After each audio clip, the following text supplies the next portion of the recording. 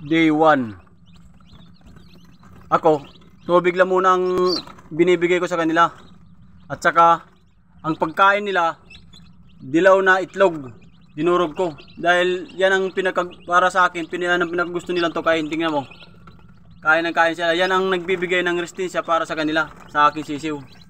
Kaya tubig ang nila binibigay ko dahil gusto ko malinis muna ang bitoka nila bago ko ibigyan ng ibang suplemento.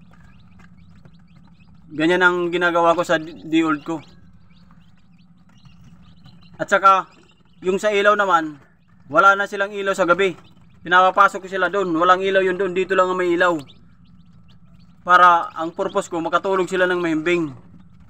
At saka yung init, ang init nila, sa normal lang na init. Sa kapag kukumpul-kumpul nila. Kaya dito lang ang may ilaw. Doon, madilim. Kung gusto nila matulog, matutulog sila.